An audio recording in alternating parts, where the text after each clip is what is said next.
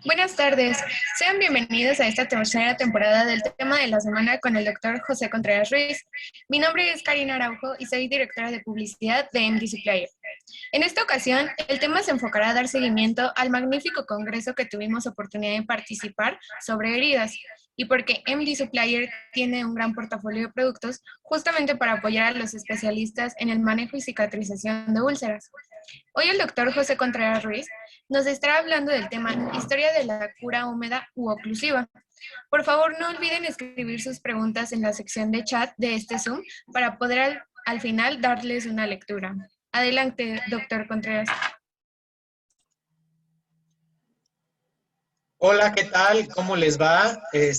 Me da muchísimo gusto darte la bienvenida, Karina MD Supplier, y a todos a esta tercera temporada del tema de la semana, que inauguramos con una plática más histórica que médica, que espero sea de interés para todos ustedes. Y como bien dices, ilustrar el porqué de todos esos productos para cuidado de heridas que adquirimos en MD Supplier para el manejo avanzado de las mismas. Entonces, sin mayores preámbulos, voy a compartir con ustedes la pantalla de la presentación y damos inicio a esta charla sobre la historia de la cura húmeda u oclusiva. Espero que al final de esta presentación puedan ustedes relatar la historia del cuidado de las heridas desde la prehistoria hasta la época moderna y citar algunos personajes relevantes y sus descubrimientos que dieron avances a la cura húmeda a lo largo del tiempo. Bien, ¿cómo evoluciona la cura húmeda? Pues esto va desde la imitación de la naturaleza y la utilización de los recursos disponibles, es decir, qué hacían los animales heridos, hasta el desarrollo de la tecnología de los polímeros con que contamos actualmente. En la prehistoria, desde tiempos remotos, se han utilizado apósitos, como les decía yo, con lo que había, ¿no?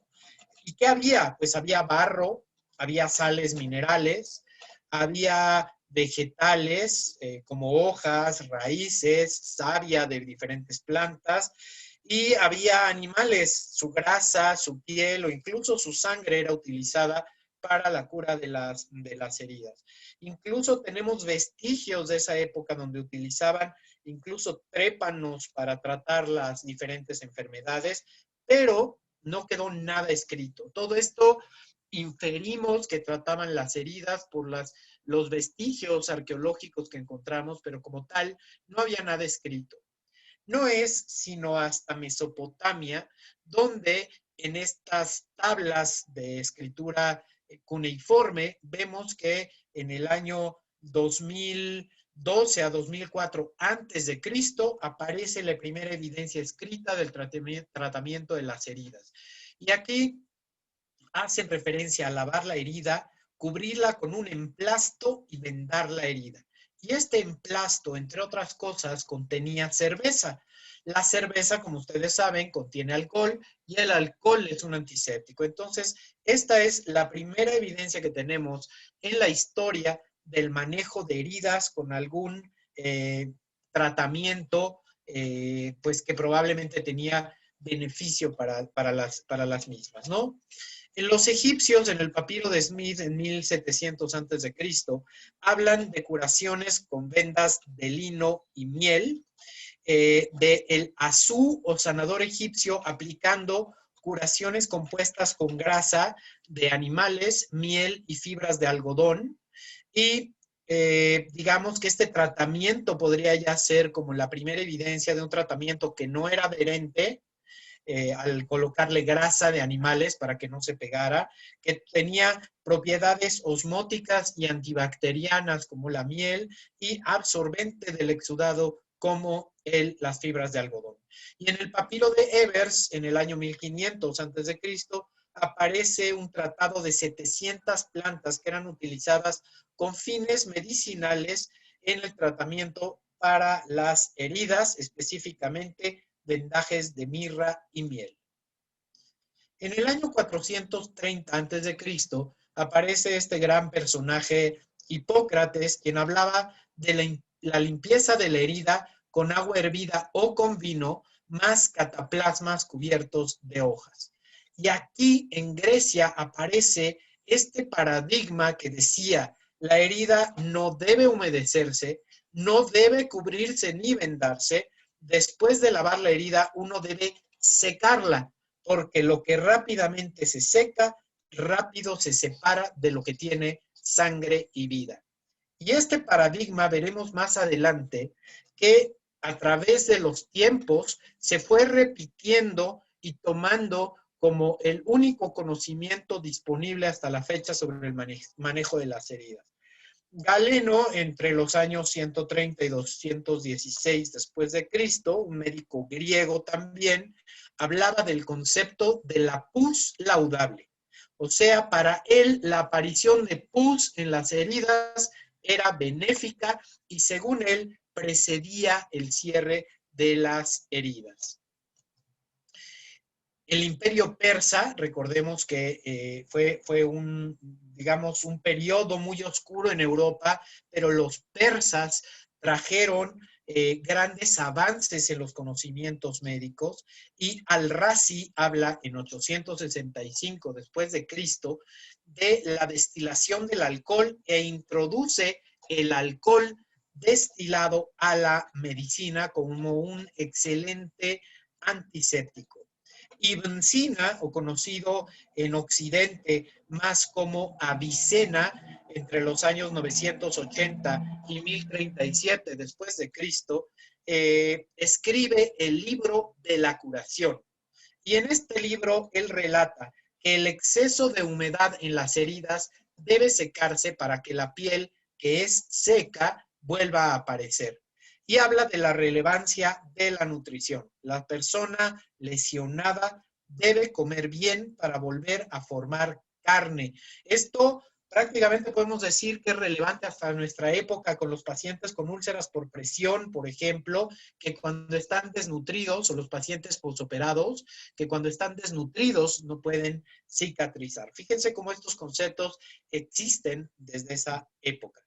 Al mismo tiempo, paralelamente, en el México prehispánico, se tenían conocimientos de medicina natural. Desafortunadamente, en todos estos autos de fe que llevaba a cabo la Inquisición, desaparecieron la gran mayoría de los escritos de esa época, pero sabemos que existían tratados donde se hablaba de la sábila o aloe vera, de la miel y del tepescohuite para el tratamiento de las heridas. Y también teníamos conocimientos de cirugía, los trépanos que ya les mostraba yo previamente, el entablillado de las heridas y los cataplasmas con vegetales y minerales eran muy recurridos por los curanderos en la época prehispánica en nuestro país. Vean ustedes esta pintura de 1490, donde ya vemos una herida en la cara de esta persona cubierta con una curación.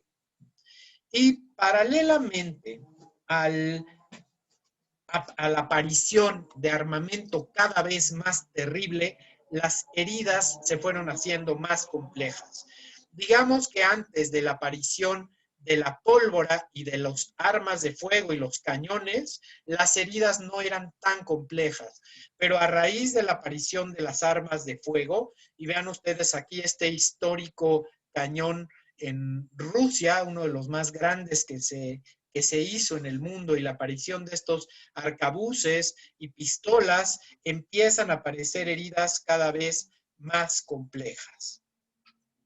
Y es así como entre 1853 y 56, durante la guerra de Crimea, se dan unos de los más importantes avances hasta ese momento en materia de curación.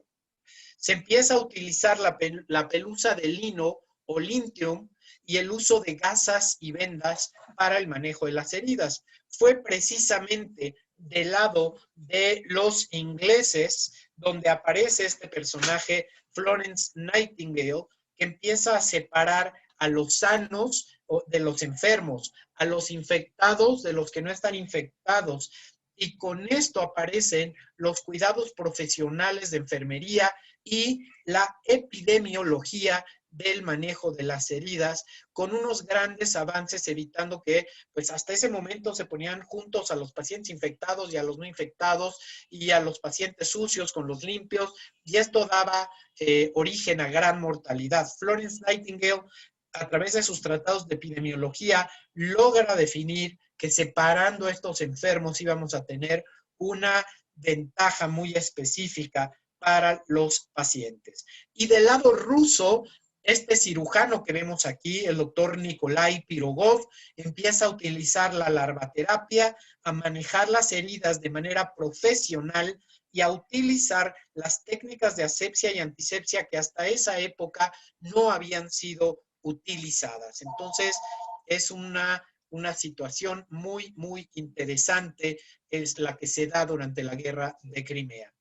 Entre 1861 y 1865 se da la Guerra Civil de los Estados Unidos y aparece la estopa u oku, que son fibras de cannabis o de hemp o fibras de yute. Incluso lo que utilizaban eran las cuerdas de los barcos. Cuando ya estaban viejas, se desmenuzaban o se convertían en pelusa para utilizarse para el tratamiento de las heridas impregnadas en sustancias oleosas. Entonces, se podrán imaginar que estos curaciones no contenían el exudado, porque al contrario, lo que hacían era mantener la herida cubierta de algo oleoso. En la posguerra, después de la Guerra Civil de Estados Unidos, en The Lancet, en 1876, Gamgee publica la importancia de tratar cuidadosamente el entorno directo de la herida y de disminuir la frecuencia de los cambios de apósitos. Vean cómo empieza a verse que no es tan bueno esto de hacer muchas curaciones al día, porque estábamos descubriendo la herida, estábamos lesionando el hecho de la herida, y a mí me tocó todavía durante la carrera de medicina conceptos o médicos que manejaban conceptos tan arcaicos como 3 curaciones al día, 4 curaciones al día, 5 curaciones al día, con lo cual únicamente generamos dolor y un padecer terrible para nuestros pacientes. Entonces, podemos ver en esta línea del tiempo cómo durante siglos pues utilizaban esta cura húmeda prehistórica a través de barro, de hojas, de carne cruda, de grasa y de todo lo que hemos platicado. Y posteriormente, pues Galeno habla de este pus laudable, con el avance de la medicina entre los años 1800 y 1900, aparece Louis Pasteur, que descubre los microorganismos. Hasta ese momento la infección de las heridas se atribuía a espíritus mágicos y a toda clase de pensamientos no médicos, y Pasteur describe por primera vez el tema de las infecciones siendo causados por microorganismos. Koch describe en 1878 la relación entre los microorganismos y la septicemia. Joseph Lister aparece con su solución carbólica para introducir la asepsia y la antisepsia a los quirófanos. Imagínense que en esa época ni siquiera se lavaban las manos, ¿no? Con lo mismo que los acababan a ustedes de operar, con esas mismas manos llenas de sangre, operaban al que seguía. Imagínense la mortalidad y los problemas que esto generaba, ¿no? 1860, ya hablamos de Florence Nightingale. En 1880, Joseph Sampson diseña el primer apósito para el manejo de las heridas, y Halsted contribuye con los guantes quirúrgicos para el tratamiento de los pacientes que requerían cirugía.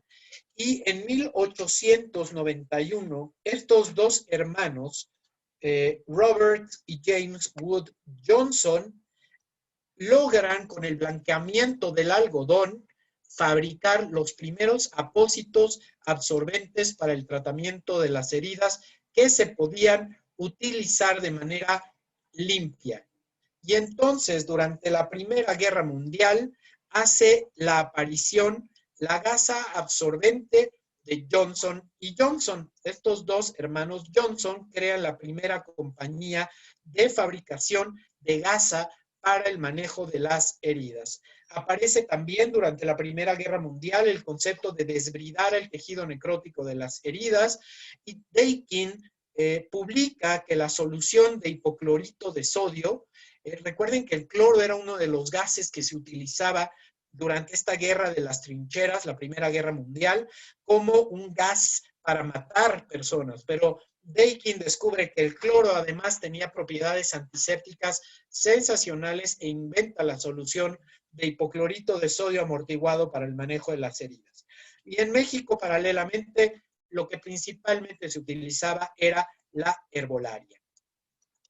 En 1935 vemos que el doctor Domack, patólogo alemán, descubre las sulfas, y poco tiempo después Alexander Fleming descubre la penicilina, con lo cual se revoluciona el manejo de las infecciones, que hasta esa época no había de otra. Si el paciente no tenía un sistema inmunológico bueno, lo que hacían era cortar los pedazos. A veces esto implicaba la pérdida de extremidades. Como les decía yo, el manejo de las heridas va paralelo a las grandes guerras y la gran destrucción que hemos generado los humanos contra los humanos. Y en 1940, Aldrich empieza a utilizar antisépticos menos tóxicos que el cloro, como los diferentes colorantes, la violeta de genciana, el azul de metileno empiezan a hacer su aparición. Las heridas se curan ya de manera continua o de manera estándar con tejidos naturales a base de gasas de algodón, de lino y otras cosas más. En 1940, Blum, también un cirujano militar durante la Segunda Guerra Mundial, en 55 pacientes quemados, los recubre con celofán estéril como una cobertura semipermeable cada 24 horas. Les ponía celofán, encima gasa y luego un vendaje, y descubre que a las 24 horas con este novedoso tratamiento había un desbridamiento completo de las heridas, lavaba con solución salina, aplicaba antibióticos tópicos y los volvía a cubrir con celofán.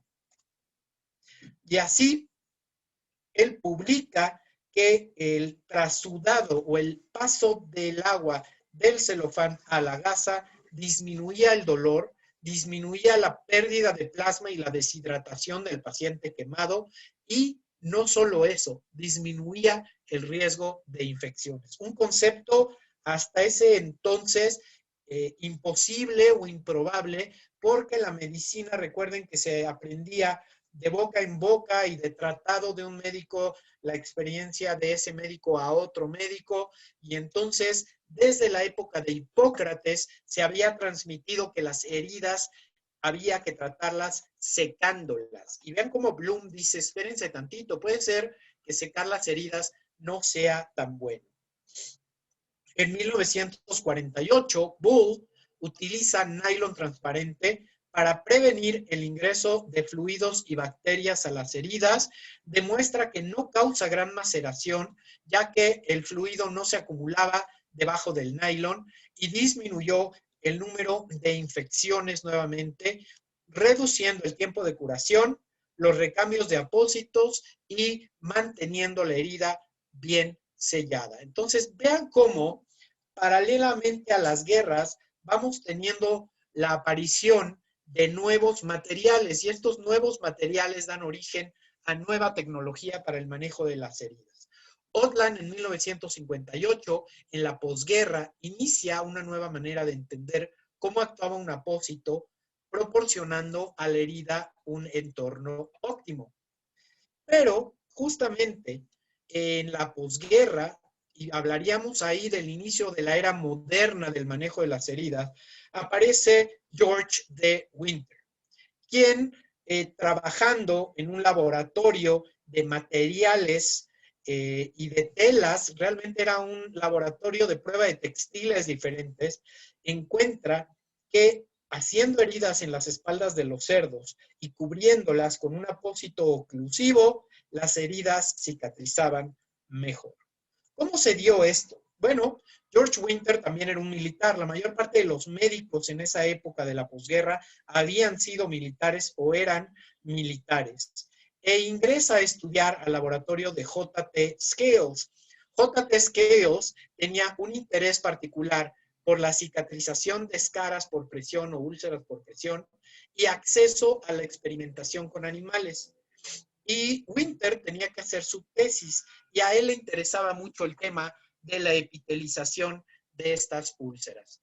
Y Courtaulds Ltd., un laboratorio, le dio fondos para probar un nuevo material que era el poliuretano. Y entonces Winter toma el poliuretano, lo aplica en la espalda de estos cerdos heridos y demuestra que la desecación de las heridas no era para nada bueno. La hipótesis de partida de Winter aparece en su artículo publicado en Nature en 1962, donde dice: se ha encontrado que la epitelización se retrasa por las costras secas que normalmente cubren una herida superficial. Y si se previene la formación de estas, se incrementa marcadamente la epitelización. Y así nace la cura húmeda. Winter tuvo la, ¿cómo le llamaremos? La honestidad de decir: yo no formé la terapia húmeda. Yo estaba haciendo un estudio y lo que observé no fue que la cura húmeda fuera mejor. Simplemente pude constatar que la desecación de las heridas era definitivamente inadecuada. Y esto es un esquema donde él muestra cómo la herida, cuando está expuesta, se seca y se reduce la humedad. Y al reducirse la humedad, la migración epitelial por debajo de la costra es lenta y es ineficiente. Y nace así el concepto, o más bien se documenta así de manera científica, el concepto de la cura húmeda o de la cura bajo oclusión, donde mantener las heridas húmedas favorece la epitelización. Aún así había controversia. Era un estudio que se había hecho solo en 26 cerdos. La piel del cerdo no cicatriza igual que la del humano, o por lo menos eso le decían a Winter, y no todas las heridas son iguales. Imagínense a Winter exponiendo esto en un congreso y todos los médicos hipocráticos encima de él diciendo: no, las heridas se tienen que secar.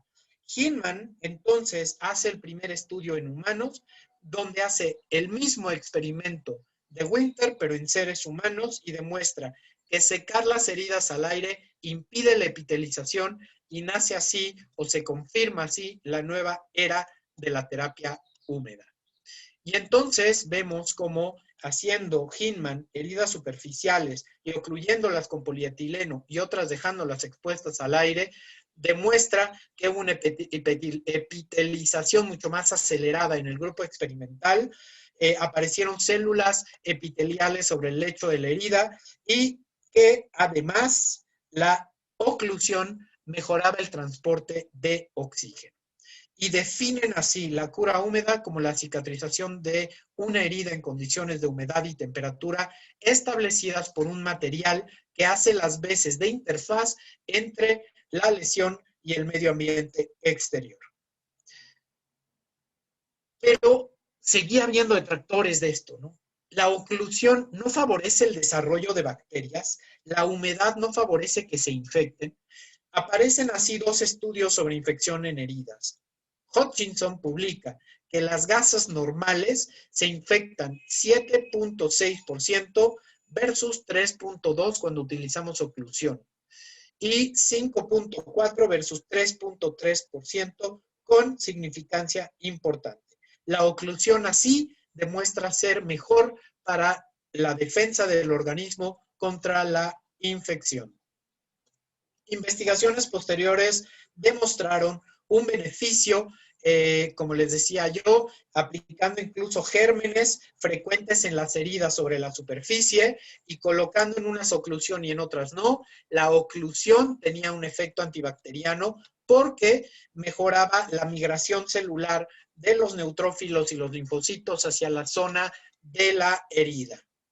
Y conforme avanzó la investigación, se mostró que los neutrófilos son atraídos a la superficie húmeda de las heridas y Buchan demuestra que al cubrir las heridas con película de poliuretano, un día después los neutrófilos eran mucho más eficaces que los neutrófilos encontrados debajo de costras.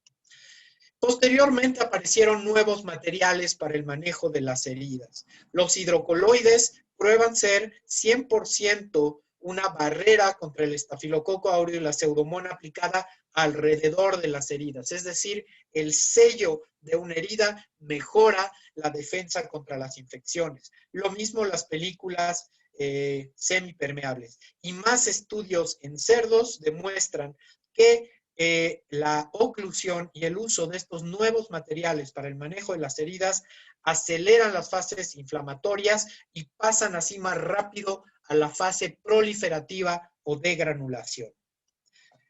También previenen la dispersión de microorganismos por vía aérea. Recuerden que al colocar gasas, esa herida no queda impermeable y se incrementan las infecciones nosocomiales. Entonces, el utilizar apósitos no oclusivos genera una mayor dispersión de estos microorganismos y ocluirlas reducen las infecciones interhospitalarias en pacientes hospitalizados.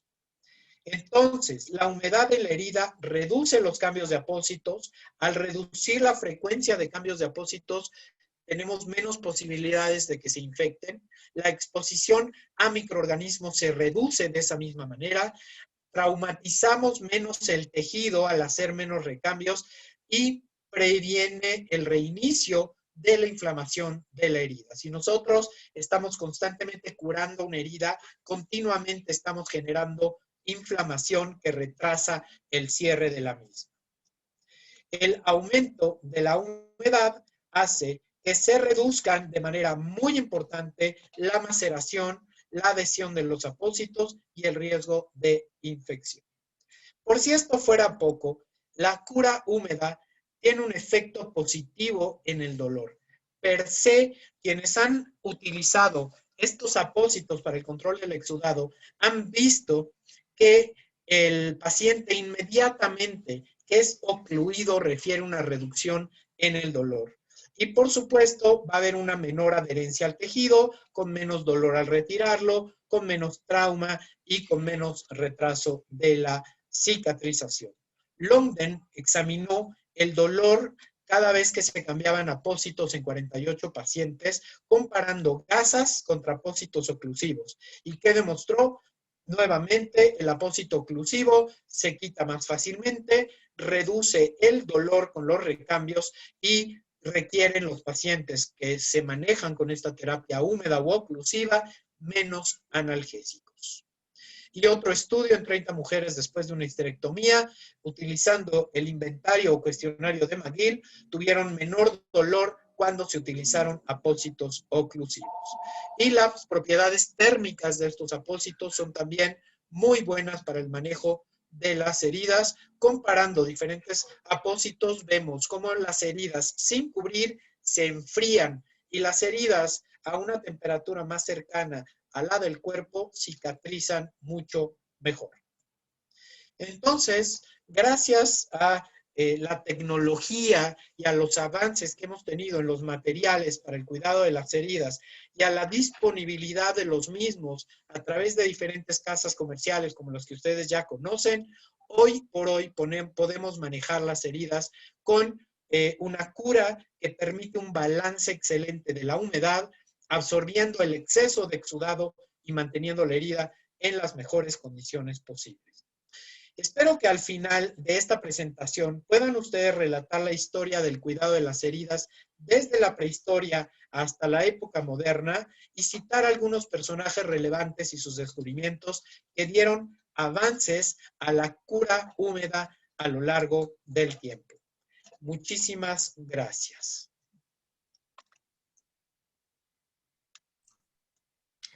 Qué interesante es conocer la historia de la cura húmeda u oclusiva, doctor Contreras. En MD Supplier nos esmeramos por estar siempre a la vanguardia de los productos que ustedes, como especialistas en manejo de heridas, requieren para mantener las heridas en las mejores condiciones para lograr la cicatrización.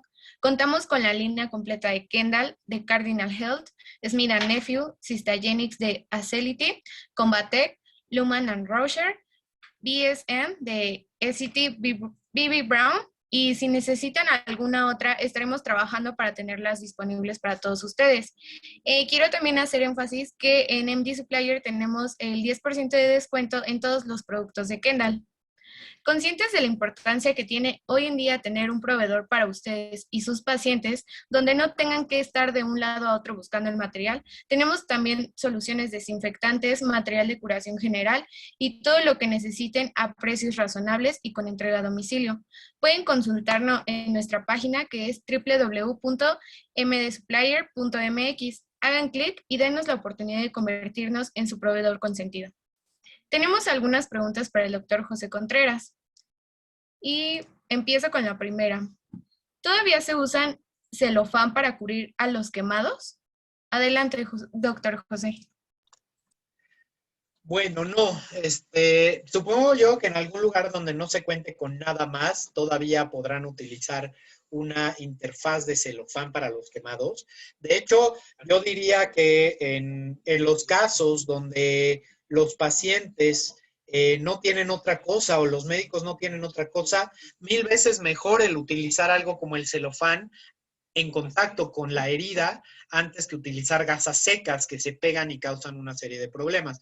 Pero no, afortunadamente hoy en día tenemos una gran cantidad de apósitos y de dispositivos que podemos utilizar con cierta experiencia para el manejo de las heridas sin causar daño a los pacientes y que no son tan costosos a la larga. Una de las cosas que no mencioné es que la terapia húmeda nos ayuda a reducir los costos de tratamiento. A lo mejor uno dice, pero una gasa es más barata que un apósito avanzado. Pues sí, en el corto plazo, pero no tienen la efectividad o la eficacia que nos permite cicatrizar heridas de manera más eficiente, ¿no? Muchas gracias. Seguimos con la siguiente pregunta de Israel Piña. ¿Los apósitos con plata entonces son mejores que los demás? ¿O cuándo se usan apósitos con plata? No mencioné los apósitos antimicrobianos, que probablemente sea una gran ventaja sobre los apósitos sin antimicrobianos, ¿no?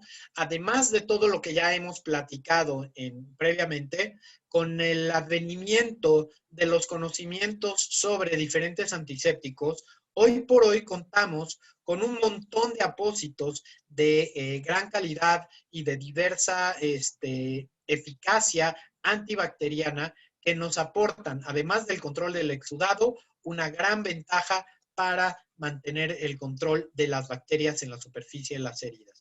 Los apósitos de plata, por lo tanto, se utilizan en heridas donde queremos o prevenir infecciones, por ejemplo, un paciente diabético, desnutrido, con una serie de problemas que no queremos que se esté reinfectando, o en heridas donde ya tenemos sobrecarga bacteriana como tal. Ok, muchas gracias, doctor. Seguimos con la siguiente pregunta de Oralia Juárez. La miel se sigue usando en muchos lugares para el manejo de las heridas. ¿Qué opinan? Bueno, es un tratamiento que existe desde los egipcios y que ha dado muy buenos resultados a lo largo de la historia. La miel es hipertónica o hiperosmótica o hiperosmolar, entonces dificulta el crecimiento bacteriano, pero no controla el exudado. O sea, el embarrar miel en la superficie de una herida se puede utilizar como una interfaz medianamente oclusiva hiperosmolar, como les decía, pero no hace ningún otro milagro en las heridas.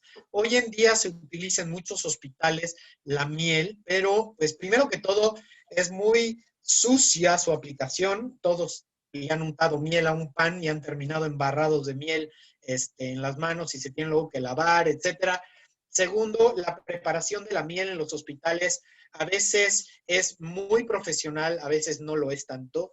Y lo más importante, en estudios serios, comparativos y metaanálisis que se han hecho, la eficacia de la miel no es mejor que la de otros apósitos oclusivos. Es decir, no aporta nada inespecífico más que la oclusión de las heridas. Entonces, el uso de miel en las heridas no es nada mágico, no acelera el cierre. Probablemente lo que haga la miel es evitar que médicos y enfermeras que no saben de manejo de heridas estén haciéndole curaciones agresivas continuamente a los pacientes, ¿no? Tal vez ese sea el mayor beneficio de la miel. Pero los estudios que existen no demuestran que sea mejor que otros materiales como las espumas, los alginatos de calcio o los hidrocoloides, que en manos de expertos dan muy buenos resultados.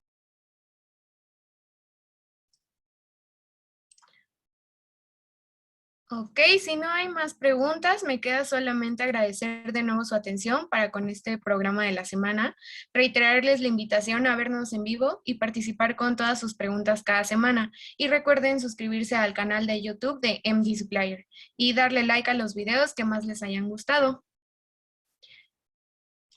Muchísimas gracias a todos por su atención y nos estaremos viendo la semana que entra en esta tercera temporada del tema de la semana, donde tendremos, además de mis ya conocidas conferencias, las de mis invitados que siempre son de primerísimo nivel.